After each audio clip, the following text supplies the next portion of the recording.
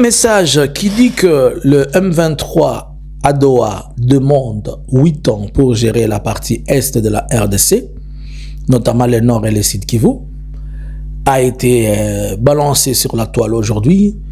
Et ces messages, on ne les retrouve qu'à un seul endroit. Je ne vais pas dire que c'est là qu'ils l'ont publié. Ils sont tendancieux ou comment, mais moi, je vais me permettre de te poser, moi et toi, la question. Vrai ou faux? Pouvons-nous analyser cela? Je n'ai pas dit que c'est faux et je n'ai pas dit que c'est vrai, puisque nous n'avons pas encore la véracité. Mais je vais me permettre d'analyser seulement ce qui est dit. Nous, c'est Analysons Congo. Notre spécialité, c'est analyser et réfléchir ensemble. Nous avons le choix ici chez nous entre réfléchir et pas réfléchir. Nous avons le choix entre la connaissance et l'ignorance. Bonjour, bonsoir. Je vous salue de partout où vous êtes en train de me suivre à cet espace Analysons Congo. Analysons Congo, aujourd'hui le soir, aujourd'hui le matin, comme vous me suivez et partout où vous êtes, nous sommes le 11 du mois de mai 2025.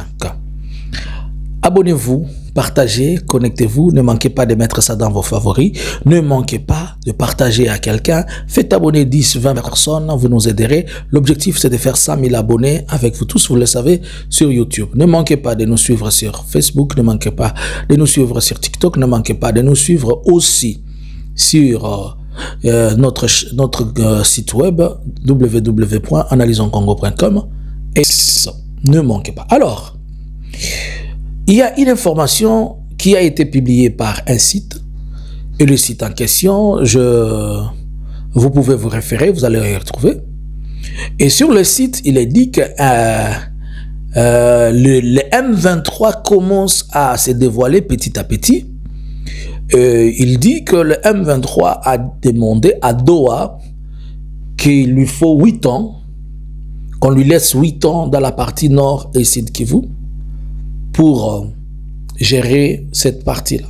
Bon, certaines personnes ont commencé à dire que c'est, vous voyez, c'est ce que le M23 nous avons toujours dit, qui veut la balkanisation, qui veut ceci, qui veut cela. Alors, allons dans le sens positif et dans le sens négatif, ok? Est-ce que nous pouvons réfléchir ensemble? D'abord, est-ce vrai? Nous ne savons pas. Pourquoi je dis nous ne savons pas? Puisque nous avons vu l'Alliance Fleuve Congo tenir un communiqué de presse il y a presque 10 jours. Pas 10 jours, au-delà de 10 jours, presque 2 semaines. Vers le 25 du mois de juin 2025. Et dans leur communiqué, le M23 a dit qu'il revendique des causes profondes par rapport au problème. Et dans les causes profondes, ils ont parlé des questions liées, par exemple, à l'identité. Ils ont parlé des questions qui ont trait à la sécurité. Ils ont parlé des questions liées à l'actuel gouvernement, qui est la mauvaise gouvernance. Et ils ont cité des éléments, notamment démontrant que l'illégalité ou l'illégitimité du pouvoir en place, après les organisations des élections. Mais dans tout ce qu'ils ont montré que c'était ça leur cause profonde, ils nous ont pas dit qu'ils voulaient qu'ils restent à Goma. N'oublions pas que lorsque Corneille Nangaa a fait son premier meeting en arrivant à Goma, il a dit qu'il soit maudit tout celui qui viendra avec l'idée de la balkanisation, puisque notre objectif c'est d'aller jusqu'à Kinshasa. Il a répété la même chose à Bukavu. Il a redit, mais pas redit à Missi. Ok? Alors, est-ce que c'est vrai ce qu'on dit, que le M23 dit qu'il lui faut, je ne sais pas, 7 ans, qu'il reste 7 ans ou 8 ans, il doit rester dans la partie est de la RDC pour la gouverner, pour la gérer, tout ce qu'on peut dire là. Bon, moi je ne suis qu'en train d'analyser, n'est-ce pas? Nous sommes en train de partir, analyser les faits et voir les choses si elles sont vraies ou fausses, ok? Alors, l'Alliance Fleuve Congo nous a dit dans son communiqué qu'ils se sont déjà rencontrés à plus de 10 fois. Il y a eu Luanda 1, où on les avait dit qu'ils vont prendre les grades. Luanda 2, on les a dit, vous prenez les grades ou on vous intègre, on sort le sanction, ou vous sortez à Runyoni, vous allez vous cantonner à Kindu. Ça a échoué. Il y a eu Luanda 3, ça a échoué. Ils se sont retrouvés en Ouganda, Ouganda 1, Ouganda 2, ils ont parlé et ils étaient toujours en train de citer la même chose, ça a échoué.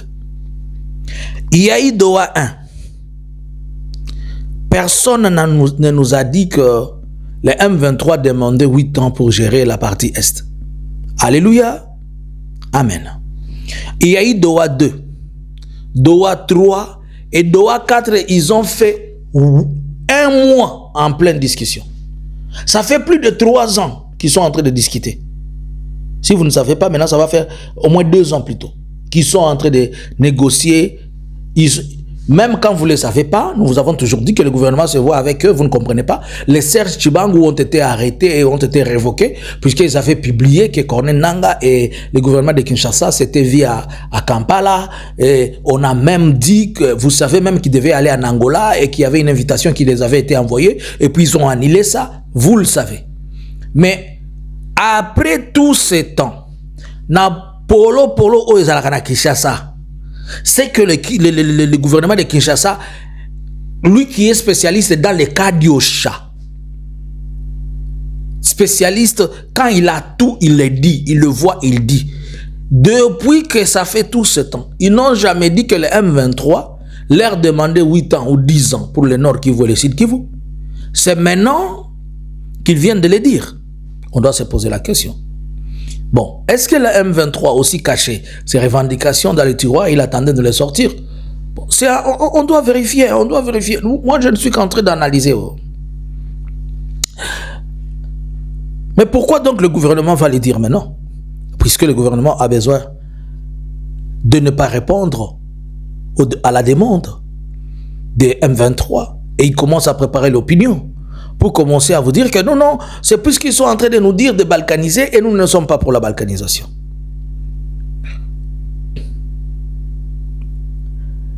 Je me pose aussi une autre question.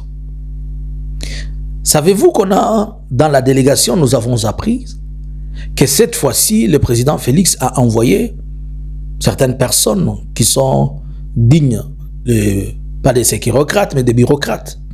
Mais d'après les informations de dernière minute que je récite, que nous avons récit de certaines sources, on nous dit qu'il paraît que le président Félix et sa délégation ont un souci. Et c'est lequel? Le gouvernement rwandais s'était plaint au niveau des Nations Unies en disant que la Belgique est en train de l'insécuriser et la Belgique vole le minerai congolais, mais il le met sur le nom du Rwanda. Et la Belgique a dit comment? Et le Rwanda lui a dit, en commençant par le président congolais qui est belge, sa femme qui est belge, la première ministre belge, ministre des Affaires étrangères, c'est une Allemande, et tout le monde, les commandants, les CECI, les CELA, les ministres, tout le monde. Et la Belgique a dit, ah, alors dans ce cas, la Belgique, elle est aussi partie se plaindre aux Nations Unies pour se dire, je ne connais pas, mais si vous attrapez seulement un Belge dans quelque chose, allez, arrêtez-le, amenez-le nous. Et c'est comme ça que, au niveau de Doha, les gens qui sont arrivés, lorsqu'on vérifie, pour la première fois, ils n'ont pas tenu compte de ça, mais comme la plainte, elle est montée un peu partout, et que tout le monde se plaint de cette histoire de la Belgique, et que dernièrement, il y a eu des plaintes disant que la Belgique, elle est en train de détruire la RDC, c'est elle qui vole les pilles. Et à Doha, on a remarqué que sur les délégations des personnes qui sont venues, en réalité, ce sont des Belges. Alléluia. On a regardé les Vipapuro, comme disent mes frères rwandais. On a regardé les Vipapuro, les papiers. On a dit à tout le monde d'apporter vos Irangamundo, vos identités là. On a regardé les Irangamundo, on a dit, ça, ce n'est pas les Haïdi congolais, ça. Ça, c'est les Belges. Les Belges, les Belges, les Belges. On a trouvé que des Belgicains. Et dans le souci de se protéger, le gouvernement congolais, il va faire vite, il va envoyer quelqu'un qui va prendre cette place-là, comme étant, n'ayant pas cette nationalité belge-là. Et les autres Belges, on les a dit, ici, ce n'est pas une discussion des Belgicains. Allez Alors, si tel est le cas, on a accusé que les autres sont les Rwandais. Au moins, les Rwandais, là, ils reconnaissent qu'ils sont des Rwandais et des Tutsis. Ils disent quand même, nous sommes des Tutsis congolais. Mais ceux qui sont venus là-bas, ils sont des Belges. Et les Belges ont leur épousé. C'est peut-être ça aussi. Et c'est ce qui a fait qu'il y ait quand même de nouvelles figures qui sont changées. Et aussi en tenant compte de que l'Alliance Fleuve Congo avait demandé que cette fois-ci, on les amène de vrais messieurs. Et on n'a pas amené des faux messieurs, on a amené de vrais messieurs. Est-ce que tous ces zigzags dont le gouvernement cherche comment se racheter, ils commencent à faire des pics? On ne sait pas. Mais serait-il possible que le M23 demande de rester à l'Est? Là, je vais être maintenant analyste. Et comme je le suis et comme j'ai commencé. Il est possible qu'il demande à faire des opérations spéciales dans la partie Est pour la simple raison qu'ils ont la maîtrise de la zone, ils ont la maîtrise des contrées et ils peuvent ainsi demander des mixages. Puisque par exemple aujourd'hui, nous sommes en face d'un très plus grand problème qu'on n'est pas en train de comprendre. On a la difficulté. Aujourd'hui, il y a un sérieux problème. Même si on me dit qu'on va arrêter tous les FDLR représentés au Rwanda, mais le Rwanda va vous dire vous avez des Wazalendo qui sont là, qui sont des FDLR. Les Wazalendo sont formés par les FDLR.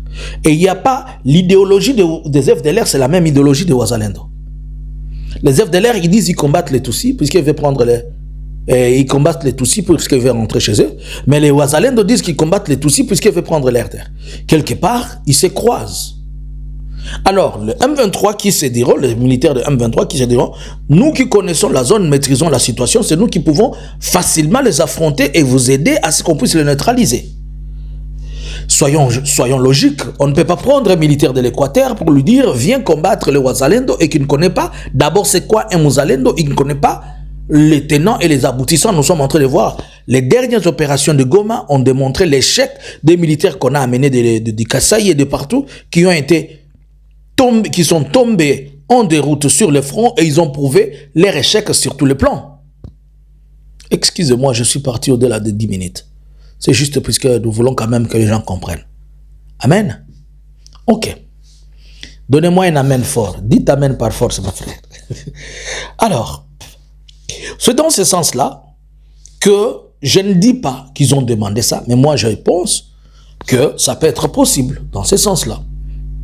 N'oublions pas qu'aujourd'hui, à part l'Alliance Fleuve Congo, à part le Rwanda, à part l'Ouganda, il y a beaucoup de groupes armés, plus de 220. Et Félix en a fait de marché de distribution des armes. Il y a beaucoup d'armes qui sont en jeu. Il y a beaucoup de munitions en jeu. Aujourd'hui, c'est devenu aussi le problème des drones. Donc, ce sont des opérations qui ne vont pas nous prendre une année, 2 ans, 3 ans, 4 ans. Ça va vraiment prendre du temps pour nettoyer ces zones-là. Il y a des endroits qui deviennent totalement inaccessibles. Et quand la guerre va finir, certaines personnes ne vont pas rendre leur arsenal. Il faudrait qu'il y ait des opérations spéciales. Les autres vont se constituer en bandits armés. Les autres de deux côtés vont refuser d'intégrer. Il faudrait qu'on trouve le mécanisme pour tout ça. Et vous n'allez pas me dire que vous allez prendre quelqu'un de Bandundu, du Kasaï, pour venir maîtriser ça. Mais on dit qu'on peut le prendre et le mélanger. D'ailleurs, Mouyaya a déjà donné son français d'intégration. Il ne veut pas attendre du français de brassage ou du mixage, mais au moins il a parlé de l'intégration. Et on sait déjà qu'on va les intégrer. Voilà un peu ce que je peux dire. Donc, cette information disant que le M23 a demandé 8 ans, je ne vois pas le fondement, mais sur le plan opérationnel, le M23, ça ne sera pas le M23, mais le gouvernement congolais, lorsqu'il va intégrer, il va accepter ces forces du M23. Pourquoi ne pas les utiliser aussi comme des forces spéciales, des unités spéciales? Puisque c'est pour des opérations spécifiques, connaissant aussi les zones d'une manière spéciale. La question, c'est qu'on respecte les textes, on les encadre et qu'il y ait un bon suivi, qu'il y ait juste une bonne structure, excusez-moi, pour éviter que ce que tout le monde peut penser et ce que tout le monde ne veut pas dire alors qu'ils sont en train de le dire, que cela n'arrive pas. Et vous, que pensez-vous? Sauf les insultologues. Quand vous voyez quelqu'un qui insulte, comprenez que son cerveau a 2%. Il ne peut pas réfléchir pour les choses que nous sommes en train de dire. Là, ce sont les hommes qui sont en train de parler et réfléchir. Et les insultologues, ils ne sont pas des hommes, ce sont des femmes. Puisque les hommes se parlent, ce sont les femmes qui insultent. Si tu vois quelqu'un qui insulte, c'est une femme. En commençant par leur chef qui insulte toujours. Mais je n'ai pas dit que c'est une femme, mais seulement, je me rappelle que Mouyaya lui avait donné une fleur. Et c'était en qualité de quoi? Je ne sais pas, il faut poser la question à Mouyaya. Je n'ai rien dit et vous n'avez rien entendu. Bon, bonjour, bonsoir, je vous aime beaucoup.